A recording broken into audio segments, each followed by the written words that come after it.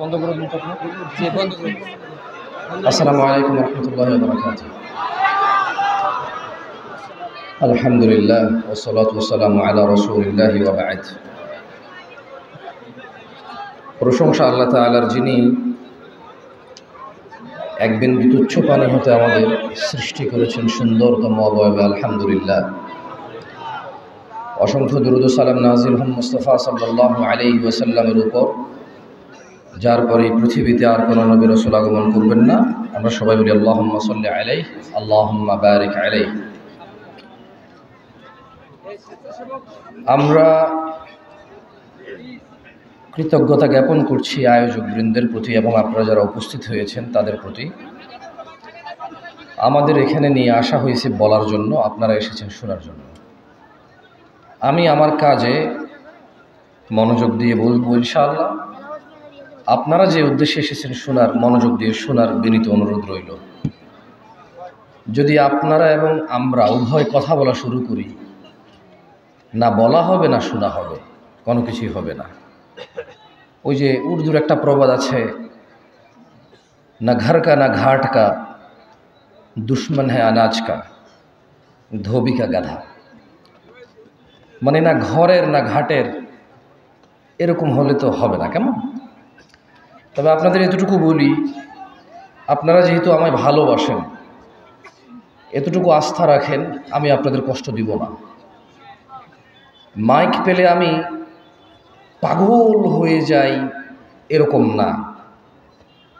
রাত 10:30 11টার পর এমনিতেই কথা বলার অভ্যাস খুব কম আমার। বিগত দিনগুলোতে যেগুলোতে আমি নিজে মাহফিল নিয়েছি, শর্ত সাপেক্ষে 10:30 10টা শেষ হয়ে গেছে। কিন্তু এই ধরনের প্রোগ্রামে আপনারা যারা অভ্যস্ত অনেক রাত পর্যন্ত কথা শোনার, তাদের জন্য এটা হয়তো ঠিক আছে। আমি সেই জন্য অনেক সময় বেশি রাত হলো কথা বলি। তবে এতটুকু আমি বুঝি যে অনেকক্ষণ কথা বললে অনেক কিছু হবে, অল্প কথা বললে কিছুই হবে না, এটা আমি বিশ্বাস করি না। অল্প কথা, মনোযোগ দিয়ে শোনা, শ্রোতা যদি সেই কথার উপরে আত্মসমর্পণ করে, যথেষ্ট। আমি অনেক বড় বড় বিদ্বান আলেম ওলামাকে বলতে শুনেছি, যদি কেউ সূরাতুল আসরের উপরে আমল করে তার যথেষ্ট। ওয়াল আসর ইন্নাল ইনসানা লাফি খুসর। এই যে পরের যে আয়াতটা, ইল্লাল্লাযীনা আমানু, আল্লাহ সুবহানাহু ওয়া তাআলা বলছেন যে জমানার কসম। কিসের কসম? যুগের কসম। ইন্নাল ইনসানা লাফি খুসর, নিশ্চয়ই মানুষ ক্ষতিগ্রস্ত। ইল্লাল্লাযীনা আমানু, তারা ব্যতীত যারা ঈমান আনছে। ওয়া আমিলুস সলিহাত, যারা সৎকর্ম করেছে। ওয়া তাওয়াসাউ বিল হক ওয়া তাওয়াসাউ বিস সবর, যারা ধৈর্য ধরে ও সৎকর্ম সম্পাদন করে। এরা ব্যতীত সব মানুষ ক্ষতিগ্রস্ত। তাহলে মানুষ লাভবান হয়ে এই পৃথিবী থেকে যাবে, ঈমান লাগবে, ধৈর্য লাগবে এবং সৎকর্ম লাগবে। বলছে যে এটা হলেও ক্ষতিগ্রস্ত হবে না। সূরাতুল আসর অনেক ইনাফ, কেমন?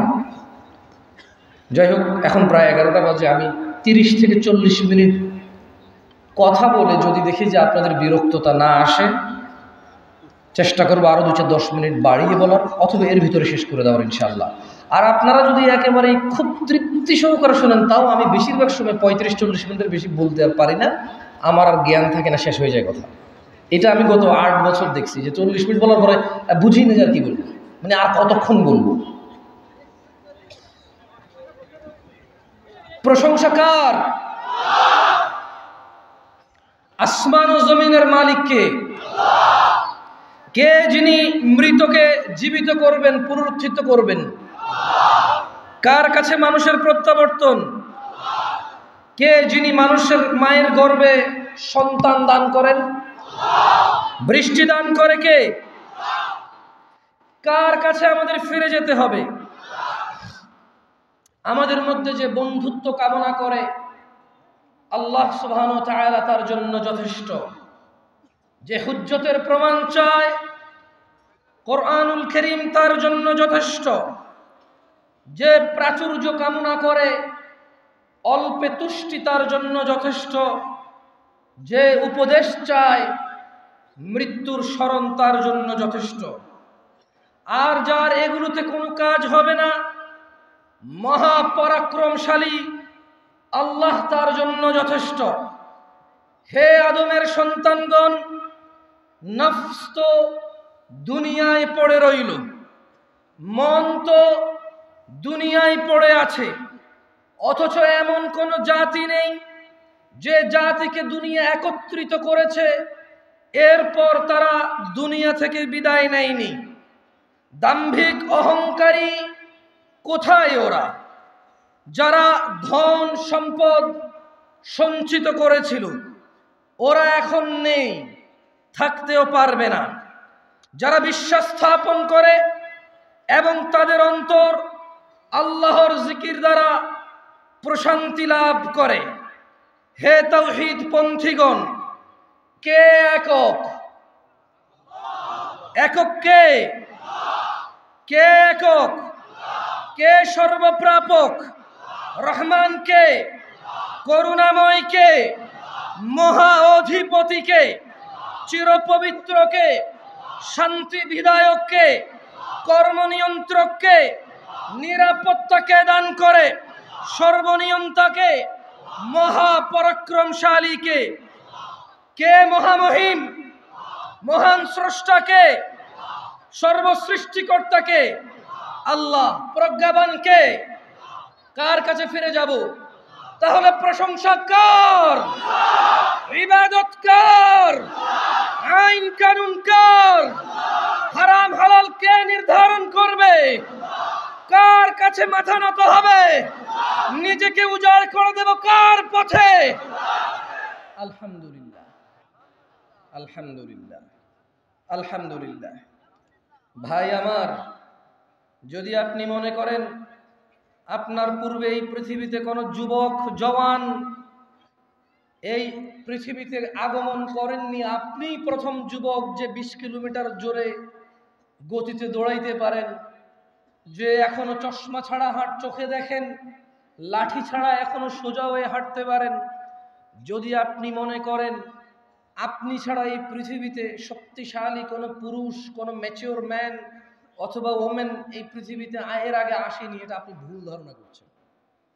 এই পৃথিবীতে এমন এমন মানুষ, এমন এমন ক্ষমতাধর মানুষ ছিল, তারা বলেছে যে ফাকাল, অতঃপর সে বলল, ফেরাউন কি, আনা রাব্বুকুমুল আ'লা। ভাবা যায় একজন মানুষ পৃথিবীতে কতটা ত্রাস বিস্তার করেছিল, কত স্বৈর শাসক ছিল, কতটা স্বৈরাচারিতা ছিল তার ভিতরে, কত তার দাপট আর ক্ষমতা, তার কথার দাপট তার কতটুকু চলতো যে সে দেখলো যে তার উপরও তো কেউ নাই, এবং সে বলে উঠল ফাকাল আনা রাব্বুকুমুল আ'লা। সে বলল আমি তোমাদের সবার উপরের রব। উনি একজন মানুষ ছিল, ফেরাউন। কি ছিল সে? কি ছিল?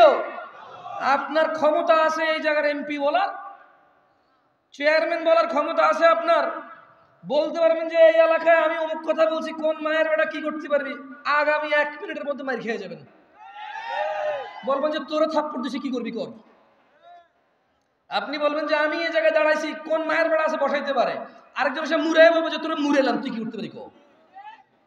কিন্তু ফেরাউন যখন বলেছিল ফাকাল আনা রাব্বুকুমুল আ'লা, আমি তোমাদের সবার উপরের রব, কারো ক্ষমতা ছিল না কিছু বলার। এত শক্তিশালী মানুষ কোথায়? কোথায়? ক্লিন শেভ করে ফজরের সালাতে ঘুমিয়ে থেকে টাকনুর নিচে প্যান্ট পরে, রোনালদো রিভালদোর মতো চুল কেটে, নায়ক নায়িকা গায়ক গায়িকার মতো চলাফেরা জামা কাপড় পরে নিজেকে অনেক স্মার্ট ও শক্তিশালী ভাবা যায়, ডিজিটাল ভাবা যায়, কিন্তু ফেরাউনের মতো ক্ষমতার চিন্তাও করা যায় না। চিন্তা, ওরকম মানুষ পানিতে ডুবে মরে গেছে। আরে কিসের এত ক্ষমতা? উষ্টা খেলে নখ ভেঙে যায়, গাড়ির নিচে পড়লে পিষে যেতে হয়, পানিতে পড়লে ডুবে যেতে হয়, ছাদ থেকে পড়লে দুমড়ে মুচড়ে যেতে হয়, আগুন লাগলে পুড়ে যেতে হয়। আমরা এত দুর্বল মানুষ, কিসের এত আমাদের ক্ষমতা? 20 কিলোমিটার বেগে দৌড়ানোর ক্ষমতা, অথচ আল্লাহ এই দুইটা পা দিয়ে ৬০ বছর দাঁড় করা রাখে, এমন পা যেখানে একটা কাঁটা ঢুকে যায়। এই একটা ছোট্ট কাঁটা আর সুই ঢুকে গেলে হাঁটার ক্ষমতা নাই কারো ব্যথায়। এত দুর্বল মানুষকে কে সোজা সাবলীল করে হাঁটায়? তাহলে ইবাদত কার হবে? উনি সালাতে ডাকলে ঘুমায় থাকার ক্ষমতা ওনার বান্দাদের আছে। যারা ঘুমিয়ে থাকে তারা কি কৃতজ্ঞ নাকি অকৃতজ্ঞ? আল্লাহ সুবহানাহু ওয়া তাআলা কোরআনুল কারীমে বলছে, ইয়াউমা লা ইয়ানফাউ মালুন ওয়ালা বানুন, যেদিন ধন সম্পদ সন্তান সন্ততি কাজে আসবে না, ইল্লা মান আতাল্লাহা বিকলবিন সালিম, সেদিন শুধু উপকৃত হবে বিশুদ্ধ অন্তঃকরণ নিয়ে যে আল্লাহর কাছে যাবে। সিগারেটখোর, মদখোর, জুয়াড়ি, নেশাড়ি, মারামারি করা লোক, দুর্নীতিবাজ, ঘুষখোর, সুদখোর, মিথ্যাবাদী, মিথ্যুক, নাচ গান করনেওয়ালা, এদের হৃদয় বিশুদ্ধ নাকি 5 ওয়াক্ত সালাত আদায়কারী, সদা সত্যবাদী, আল্লাহ ভীরু, এদের হৃদয় বিশুদ্ধ? কার? যে জুমার দিন সর্বশ্রেষ্ঠ দিনকে কেন্দ্র করে শেভ করে, তার হৃদয় বিশুদ্ধ না? এদেশের শেভের দিন কোন দিন বলতে পারেন? এদেশের শেভের দিন কোন দিন বলতে পারেন? বিয়ের দিন শুক্রবার, শেভের দিন শুক্রবার। এই দেশে সিনেমা নাটক রিলিজ হয় কোন দিনে বলতে পারেন? কেন? সবার বন্ধ সময় আছে সিনেমা দেখবে, এই জন্য শুক্রবারে সিনেমা নাটক বের হয় এদেশে। রমাদানের পর ঈদ আসে, ইবাদাহ, কুরবানি আসে, ইবাদাহ। ওরা জেনে গেছে, ইহুদি নাসারারা, মুনাফিকদের অনুসারীরা জেনে গেছে, এখানকার মুসলিমরা আল্লাহর পক্ষ থেকে দেওয়া আনন্দ, ঈদের আনন্দ, আল্লাহর ইবাদত সৎ পথে না থেকে সিনেমা নাটকে মজে উঠবে, মেতে উঠবে। তাই ওরা ঈদ কুরবানি কেন্দ্র করে ওরা সিনেমা নাটক বানায়। ওরা জানে সবার ছুটি, চাকরি নেই, বাকরি নেই, বেতন আছে। এমন সুযোগের সময় ওরা নিজ পিতামাতা, নিজের কোরআনের অজ্ঞতা দূর করবে না, আলিফ বাতা বলতে পারে না তা শিখবে না, সালাতের রুকু, এই যে আহকাম হুকুমগুলো ওরা জানে না, তাসবিহ তাহলিলগুলো ওরা জানে না, ওরা শিখবে না, ওরা সিনেমা নাটক দেখবে। মুনাফিকদের অনুসারীরা জেনে গেছে যে আমরা নামে মুসলমান, সময় পেলেই সিনেমা দেখব, সময় পেলেই নাটক দেখব, এজন্য ওরা জানে কখন আমাদের বন্ধ, সে অনুযায়ী সিনেমা নাটক ওরা করে। এ হচ্ছে আমাদের ইমেজ মুনাফিকদের অনুসারীদের, শয়তানদের অনুসারীদের কাছে। ওরা জেনে গেছে আমরা কখন শেভ করি, ওরা জেনে গেছে আমরা কখন সিনেমা নাটক দেখি, সে অনুযায়ী ওরা আমাদের জন্য বানায়। আল্লাহ বলছেন, ইয়াউমা লা ইয়ানফাউ মালুন ওয়ালা বানুন, ও 5 সন্তানের পিতা, ও জজ ব্যারিস্টারের পিতা, ও এমপি মন্ত্রীর পিতা, ও ব্যবসায়ী ধনাঢ্য ধন সম্পদশালীর পিতা, ইয়াউমা লা ইয়ানফা, সেদিন কোন কাজে আসবে না, মালুন ওয়ালা বানুন, সম্পদ এবং সন্তান, ইল্লা মান আতাল্লাহা বিকলবিন সালিম, সেদিন শুধু উপকৃত হবে যে আল্লাহর কাছে একটা বিশুদ্ধ, সুন্দর, পরিষ্কার অন্তর নিয়ে হাজির হবে। ওয়াউজলিফাতিল জান্নাতু লিল মুত্তাকিন, আল্লাহ ভীরুদের জন্য জান্নাতকে নিকটবর্তী করা হবে। ওয়াবুররিজাতিল জাহিমু লিল গাওয়িন, ওয়াবুররিজাতিল জাহিমু লিল গাওয়িন, এবং পথ ভ্রষ্টদের জন্য জাহান্নামকে উন্মোচিত করা হবে। লা হাওলা ওয়ালা কুওয়াতা ইল্লা বিল্লাহিল আলিয়্যিল আযীম। তাহলে পথ ভ্রষ্টের জন্য সেদিন কি করবে আল্লাহ? আপনারা কি শুনেন নাই আমি কি বলছি? জাহান্নামকে কি করবে? খুলবে। জাহান্নামকে কি করবে? খুলবে, মেলে ধরবে, উন্মোচিত করবে আল্লাহ সুবহানাহু ওয়া তাআলা পথ ভ্রষ্টদের জন্য। ওয়াকিলা লাহুম, এবং ওদের তিনি সুবহানাহু ওয়া তাআলা বলবে, আইনামা কুনতুম তা'বুদুন, তারা কোথায় যাদের তোমরা ইবাদত করতে, মিন দুনিল্লাহ, আল্লাহর পরিবর্তে যাদের তোমরা ইবাদত করতে। আল্লাহ তার রাসূল বলেছে ডান হাতে খেতে, তুমি বাম হাতে খাও, কারণ সিনেমার নায়ক বাম হাতে খায়। আল্লাহ নবী সাল্লাল্লাহু আলাইহি সাল্লাম চুল একরকম কাটতে বলেছে, তুমি এটার মধ্যে এমনি উমনি আইকা উইকা ছোট, এখান দিয়ে ওখান দিয়ে বড়, এখান দিয়ে হ্যান এখান দিয়ে তেন, এখান দিয়ে লাল ওখান দিয়ে নীল এখান দিয়ে বেগুনি। কেন? তোমাকে রোনালদো রিভালদো বলছে, তোমাকে সিনেমার নায়ক নায়িকা গায়ক গায়িকা বলছে এমনি যদি চুল কাটো তাইলে না তোমার সুন্দর লাগে। তিনি সাল্লাল্লাহু আলাইহি ওয়াসাল্লাম বলেছে, ওয়াগফিরুল্লাহ, ও আমার উম্মতরা, দাড়িকে মাফ করে দাও, ক্ষমা করে দাও দাড়িকে। ওয়াফুল্লাহ, দাড়িকে লটকাও, যতটুকু ঝুলে ঝুলাও এটাকে। তুমি বলো সিনেমার নায়ক বলেছে, যখন তুমি একেবারে এটাকে শেপ করে ক্লিন করে সিদ্ধ ডিমের মতো হয়ে যাবা তখন তোমার সুন্দর লাগবে। ভাই তোমারা কেমন লাগে জানি না, আমি ব্যঙ্গ করে বলছি না। বহু মানুষ দেখছি দাড়ি আছে, এরপরে শেপ করার পরে মনে হয় যেন ডিম ছুলে ফেলছে, এরকম লাগে, আলু ছুলে ফেলছে এরকম লাগে। আমি ব্যঙ্গ করে বলছি না, বললাম আমার এরকম লাগে আর কি। আমার হয়তো এটা আমার প্রবলেম, হয়তো আমার হীন মন মানসিকতা, হয়তো আমার ছোট নিচ মন মানসিকতা। আমি আন্তরিকভাবে ক্ষমা চাচ্ছি আমার এই নিচ মন মানসিকতার জন্য। তবে আমার এমনই মনে হয় দেখলে। তোমার কাছে মনে হয় এখন লাভ দিলে 10 হাত উপরে উঠে যাবো, আর শেভ করছো, ক্ষমতা বেড়ে গেছে। যে মেয়েরে প্রপোজাল করবা সে মেয়ে আর ফিরাইতে পারবে না। যেখানে চাকরির জন্য সিভি ড্রপ করবা, এখন চাকরি হয়ে যাবে তোমার।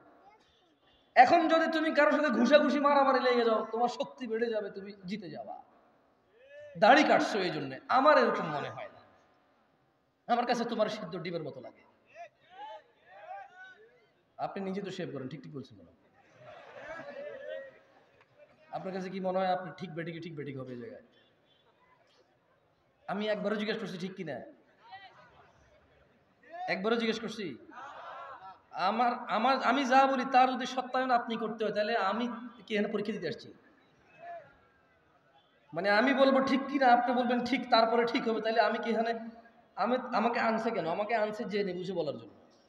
এবার যদি আমার বলায় ভুল হয় আপনি সংশোধন করে দেবেন, আমি আপনাকে ঠিক বেঠিক জিজ্ঞেস করবো কেন? আমি পাগল যে আপনারা বলবো ঠিক, আপনি ঠিক বললে আমার গা গরম হয়ে যাবে। ও আল্লাহ, কত মানুষ ঠিক বলে। হ্যাঁ, এভাবে ঠিক ব্যাঠিক হয় না ভাই। এই পুরো পৃথিবীর সব মানুষ যদি কোনো একটা ঠিককে ব্যাঠিক বলে, এটা ঠিক থেকে যাবে।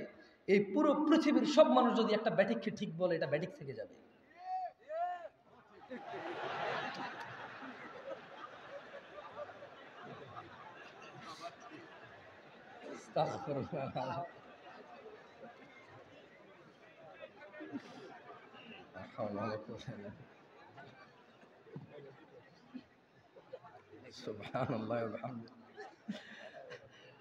আচ্ছা, আমি 2-3 বার ঠিক কিনা জিজ্ঞাসা করবো, আপনারা জবাব দিবেন, তাইলে আশা করি মনের ভিতরে যেটা এতক্ষণ না বলতে পারার কষ্টটা চলে যাবে। ঠিক কিনা?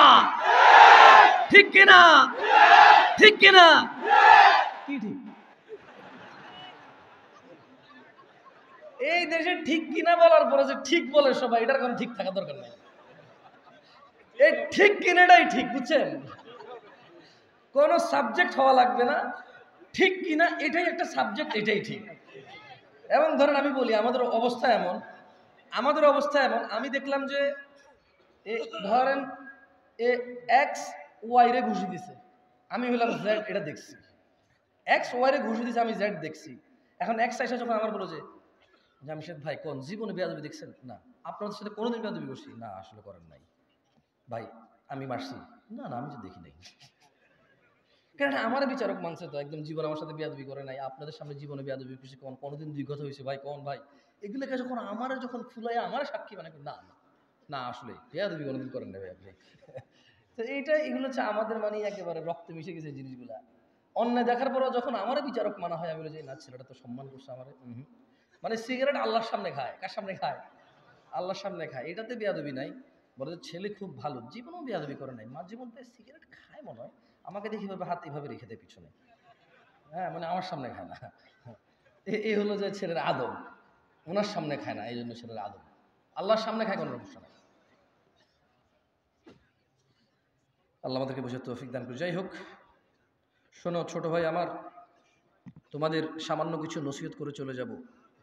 আমার প্রাণ প্রিয় দিনী ভাই, আল্লাহ সুবহানাহু ওয়া তাআলা আমাদের সৃষ্টি করেছেন সুন্দরতম অবয়বে, এবং তিনি যেভাবে চেয়েছেন ঠিক সেভাবেই তিনি আমাদের সৃষ্টি করেছেন।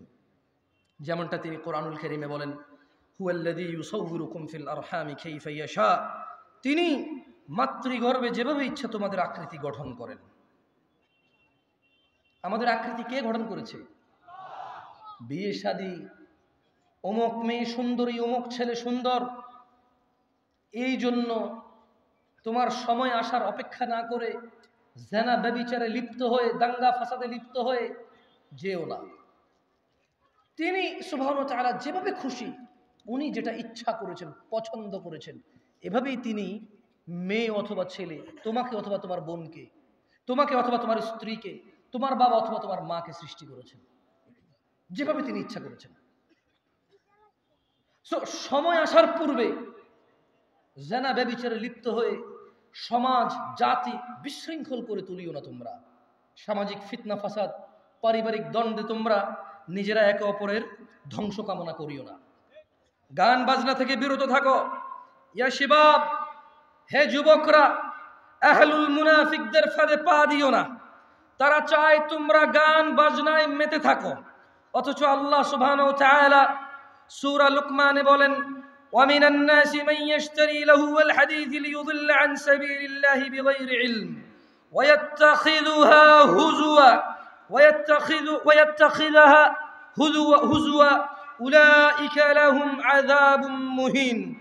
আর মানুষের মধ্যে কেউ কেউ আল্লাহর পথ থেকে বিচ্যুত করার জন্য অসার বাক্য কিনে নেয় জ্ঞান ছাড়াই, এবং আল্লাহর দেখানো পথ নিয়ে ঠাট্টা বিরূপে মেতে ওঠে। তাদের জন্য রয়েছে অবমাননাকর শাস্তি। রাসূল সাল্লাল্লাহু আলাইহি সাল্লাম বলেন, আমার উম্মতের কিছু লোক মদের নাম পাল্টিয়ে তা পান করবে। তাদের সামনে গায়িকারা বিভিন্ন বাদ্যযন্ত্র সহকারে গান করবে। আল্লাহ তাআলা তাদের ভূগর্ভে বিলীন করে দেবেন এবং কিছুকে আকৃতি বিকৃত করে দেবেন। ইয়া শিবাব, গান বাজনা থেকে বিরত থাকো।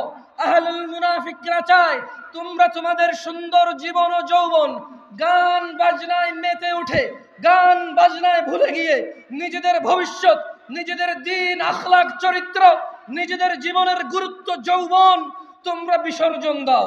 তারা চায় তোমরা, তারা যেভাবে নাচে সেভাবে নাচো, যেভাবে নাচায় সেভাবে নাচো।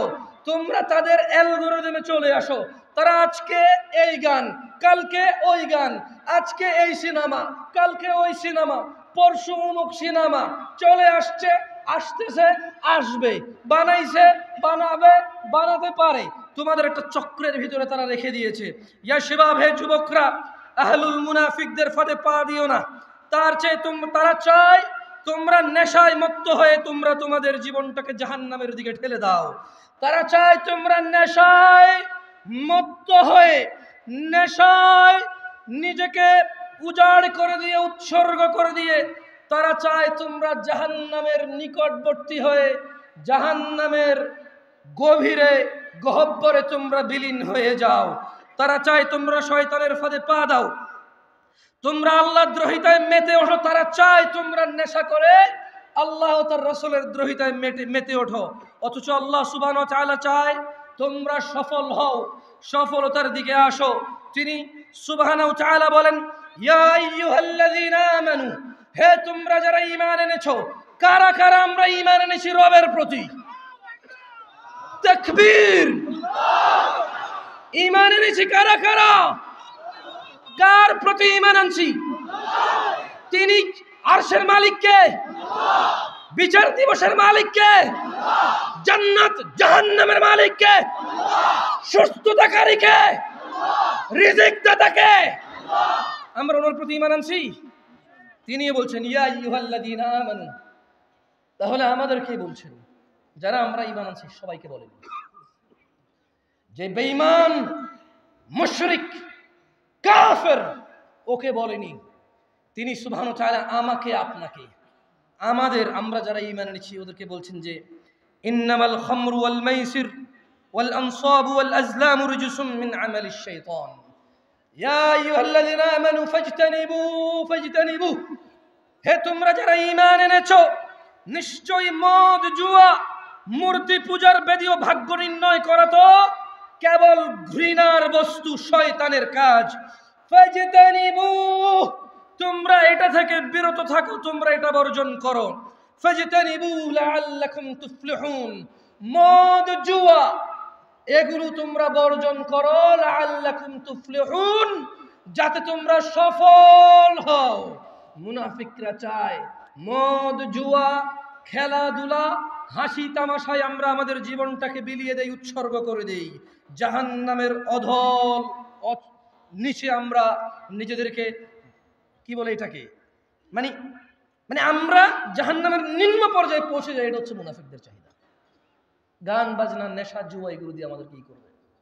মোবাইলে জুয়া খেলা যায় কিনা? এখন খেলা তোমরা কেউ কে হ্যাঁ বলছো মনে হয়? আপনি কিছু বলবেন না, ঠিক আছে? রাসূল সাল্লাল্লাহু আলাইহি সাল্লাম বলেছেন, আমার উম্মতের মধ্যে এমন অনেক সম্প্রদায় হবে। কি হবে? একটু আমার সাথে বলিয়েন। রাসূল সাল্লাল্লাহু আলাইহি সাল্লাম বলেছে, আমার উম্মতের মধ্যে অনেক সম্প্রদায় হবে। কি হবে? যারা জিনা, ব্যভিচার, রেশমি কাপড় ব্যবহার, মদ পান ও গান বাদ্যকে হালাল করে নেবে। কি কি হালাল করবে? মদ জুয়া, কি মদ জুয়া এবং জিনা ব্যভিচার। বলেন জিনা ব্যভিচার, এগুলোকে হালাল করে নেবে। যেমন আজকের দিনে কোনো ছেলে যদি পার্কে, আজকের দিনে কোনো মেয়ে ছেলে যদি পার্কে হাত ধরে হাঁটে, ওরা কি এটাকে জিনা মনে করে? আজকের দিনে কোনো ছেলে মেয়ে বিবাহ করেনি, ভিডিও কলে কথা বলে, ওরা কি এটাকে জিনা মনে করে? ওরা ভাবে আমরা তো উলঙ্গ হইনি, আমরা তো দুইজন উলঙ্গ হইনি, দুইজন আমরা কোনো গোপন সম্পর্কে জড়িত হইনি। ওরা মনে করে শুধু দৈহিক মিলনই হচ্ছে জিনা, এর বাইরে আর জিনা নাই, এটা ওরা বলে। এই জন্য আপনি দেখবেন কিছু ছেলে প্রশ্ন করবে, হুজুরদের কাছে করে। আমি তো আসলে বড় আলেম না, অনেক আলেমের কাছে প্রশ্ন যায় যে আমি আর হারাম করতে ইচ্ছুক নই, আমি হারামকে হালাল করতে চাই। ও কি কি করতে চায়?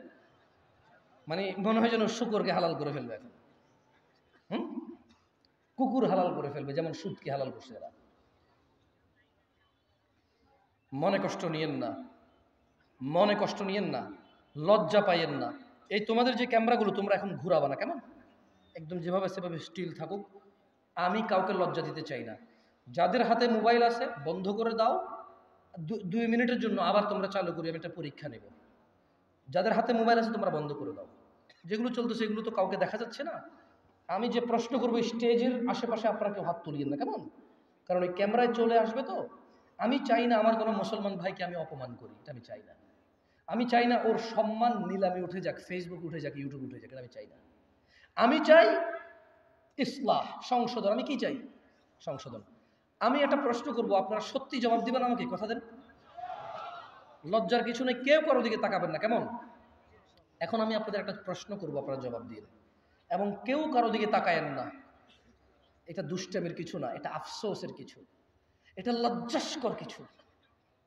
এটা মানে মাথা নত হয়ে নাকে খত দেওয়ার চাইতে বেশি লজ্জাস্কর কিছু আমি জিজ্ঞেস করব। এটা আফসোস, আফসোসের কিছু, হাসি তামাশার কিছু হবে না। তবে আমি অনুরোধ করবো, কেউ কারো দিকে তাকাবেন না, কেউ কারো দিকে ক্যামেরা করবেন না, সত্যি করে জবাব দিবেন। আমি শুধু ইসলাহের জন্য জিজ্ঞেস করতেছি। যারা যারা আজকে ঈশান নামাজ পড়েন নাই এখনো, রাতের বাজে 11:30, যারা যারা আজকে ঈশান নামাজ এখনো পড়েন নাই, তারা তারা হাত তোলেন। কেউ কারো দিকে তাকায়েন না, কেউ কারো দিকে তাকায়েন না, সবাই নিচের দিকে, নিচের দিকে তাকান। নামান। ওয়াল্লাহি যা আমি দেখছি, আমি এই স্টেজ থেকে যা দেখছি, এরা যা দেখছে, তা যদি আপনারা সামনের যারা আছেন দেখতেন, লজ্জায় মাথা নত হয়ে যেত। এ হচ্ছে আমাদের ইসলাম, এ হচ্ছে আমাদের ইসলাম। বাবার লজ্জা করে না তার ছেলে বেনামাজি, শ্বশুরের লজ্জা করে না তার মেয়ের জামাই বেনামাজি, মেয়ের জামাই লজ্জা করে না শ্বশুর বেনামাজি, বড় ভাইয়ের লজ্জা করে না ছোট ভাই বেনামাজি, ছোট ভাইয়ের লজ্জা করে না বড় ভাইয়ের সামনে বেনামাজি। সমাজের চেয়ারম্যান মেম্বার নামাজ চলা অবস্থায় তার জনগণের সামনে সে বেনামাজি অবস্থায় বসে থাকে, অথচ সে জনপ্রতিনিধি। বিচারকের লজ্জা করে না ওই সম্মানজনক জায়গা থেকে সে বেনামাজি। বিবাহের মধ্যে দোষের মধ্যে আসে না যে ছেলে নামাজ পড়ে না এখানে বিবাহ দেওয়া যাবে না, এটা দোষের মধ্যে পড়ে না। এদেশে ব্যবসা বাণিজ্যের পার্টনারশিপ করার জন্য, চাকরি বাকরি করার জন্য সলাতি ছেলেকে গুরুত্ব দেওয়া হয় না, কারণ এদেশের মানুষ বলে বোরখার ভিতরে শয়তান বেশি, নামাজিরই বেশি খারাপ। ও নিজে নামাজ আদায় করে না তো এই জন্য এটা বলে, অথচ ও জানে না খারাপ আমরা সবাই মুশরিক ও গুনাহগার। খারাপ আমরা সবাই মুশরিক ও গুনাহগার, এটা এক বিষয়, আর মুসলিম ও গুনাহগার এটা আরেক বিষয়। ওকে আমরা বাংলা ভাষায় বয়ান করে বুঝাইতে এখন পর্যন্ত সক্ষম হইনি। গুনাহগার মুসলমান আর গুনাহগার মুশরিক দুটার মধ্যে আসমান জমিনের পার্থক্য আছে।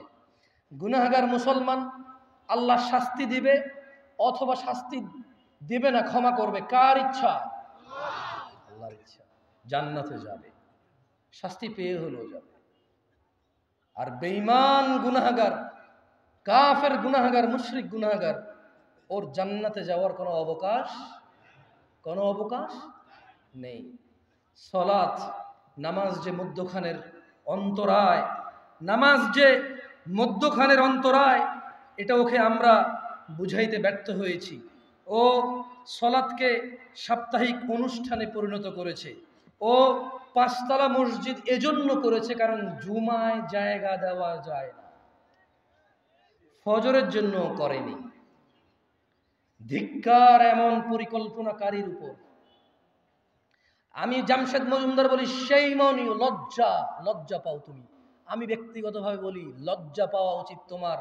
পাঁচতলা মসজিদ তুমি ফজর, জোহর, আসর, মাগরিব, ইশা 5 ওয়াক্ত নামাজের পরিকল্পনা করে করনি, শুধু জুমার নামাজকে পরিকল্পনা করে করেছো। তুমি সলাতুল জুমাকে সাপ্তাহিক অনুষ্ঠান রীতি রেওয়াজে পরিণত করেছো। তুমি সলাতকে সপ্তাহের এক ওয়াক্তে গিয়ে ঠেকিয়েছো। সলাত মুসলমান ও কাফের মধ্যে পার্থক্য বুঝাইতে অক্ষম হয়েছে তুমি। মসজিদের সভাপতি তুমি নিজেই তো সলাত আদায় করো না। সত্যি কথা বলেন, যারা নামাজ পড়েন নাই তারা তো পড়েন নাই, যারা নামাজ পড়েন তারা একটু হাত তোলেন তো, পড়েন সবসময়। আচ্ছা বলেন তো, টাইলস কি আপনার জন্য জরুরি নামাজ পড়ার জন্য? Fan, AC? যারা সলাত আদায় করে এত দরকার না, মানে হইলে ভালো, গরম লাগে ফ্যান চললে বাতাস লাগবে, নালে ঘামা যাবে একটু কিছু। কার্পেট হলে ভালো, নালে ওই যে সিরামিক শক্ত অথবা ফ্লোর শক্ত, হাঁটু অথবা ওই যে পায়ের, এটাকে কি বলে ভাই, পায়ের যে জায়গাটার নাম কি বলে? সরি, টাকনু। তো টাকনু এই হাড্ডিটা নালে কালো হয়ে যাবে ফ্লোর, এই তো একটু ব্যথা লাগবে, দীর্ঘদিন নামাজ পড়লে আস্তে আস্তে কালো হয়ে যাবে এটা, ওই চাপ খেয়ে খেয়ে, তো আর কি। কার্পেট দিলে একটু আরাম লাগে। সলাত আদায়কারী কি কার্পেটের অপেক্ষা করে? ফ্যানের অপেক্ষা করে? শীত গরম বোঝেও? বোঝে না। কার জন্য এই সুন্দর, না কার জন্য এই সুন্দর সুন্দর মসজিদগুলো বানিয়ে রাখেন? শুধু জুমার সালাত আদায় করার জন্য। মুসলিমদের টাকা অপচয় করা ছাড়া কিচ্ছু না। বানান বানান, আল্লাহ তৌফিক দিকে একসময় ভরে যাবে ইনশাআল্লাহ, ভরে যাবে ইনশাআল্লাহ। কারণ দিন অনেকের কাছে স্পষ্ট এখন, মাশাআল্লাহ। আমি এতটুকু বলতে পারি, আজকের দিনের মুরব্বীরা, আজকের দিনের যুবকদের অনেক ভুল দেখে। এগুলো হচ্ছে টেকনোলজি, মানে ওদেরকে দ্রুত করে দিচ্ছে, ওদেরকে কি করে দিছে? ফাস্ট করে দিছে। এছাড়া মুরব্বীদেরকে যদি আমি বলি বুকে হাত দিয়ে সত্য কথা বলেন তো, আপনার যুগের যেই জোয়ান পোলাপান ছিল, এখনকার যুগের পোলাপান কি অনেকেই দাঁড়িয়ে রাখে না? বলবে যে হ্যাঁ, আগের তুলনায় এখন অনেক বেশি রাখে। এখন অনেক ছেলে পেলে, অনেক পয়সাওয়ালার ছেলে পেলে, অনেক স্মার্ট ঘরের ছেলে পেলে, অনেক জেনারেল ছেলে পেলে 5 ওয়াক্ত নামাজ পড়ে দাঁড়িয়ে রাখে, মাশাআল্লাহ। এরকম আছে এখন। এখন অনেক মানুষ দিন শিখতে চায়। একটা সময় মাহফিলে এত মানুষ, এটা কল্পনা করা যেত? কল্পনা করা যেত, মুরব্বীরা যারা আছেন করা যেত না, এখন মানুষ চায়। আমি আমার বক্তব্য 33 হয়ে গেছে, যেহেতু আপনারা বিরক্ত হন নাই, আমি আর 7 থেকে 8 মিনিট কথা বলে যাব। আমি আপনাদের অনুরোধ করব, আমি সেই দূর থেকে আসছি, অনেক দূর থেকে আসছি আমি। আমার এই আশা আপনি আস্থা রাখেন। আমি আল্লাহর কাছে অতটুকু কামনা করি, আমি আল্লাহর কাছে বলি যে ইয়া আল্লাহ, যেহেতু আমি যদি কাউকে কিছু শিখাই, সে যদি আমার থেকে শিখে এটা আমল করে, সে যতটুকু পাবে তার থেকে কমবে না, আমাকে তুমি অতটুকু দিবা। সেজন্য আমি আল্লাহর কাছে দোয়া করি, আল্লাহ আমি যা শিখাই মানুষকে তুমি তা শিখে মানার তৌফিক দান করো, এবং আমাকেও তা পালন করার সর্বোচ্চ তৌফিক দান করো। 6 থেকে 7 মিনিট বা 10 মিনিট কথা বলবো, মনোযোগ দিয়ে শোনেন, দেখেন আপনার জীবন পরিবর্তন হয় কিনা। যদি এতে না হয়, আপনি চেষ্টা করিয়েন যাতে ইলম অর্জন করার চেষ্টা করেন, যাতে আপনার জীবনটা পরিবর্তন হয়। ইলম ছাড়া জীবন পরিবর্তন আসবে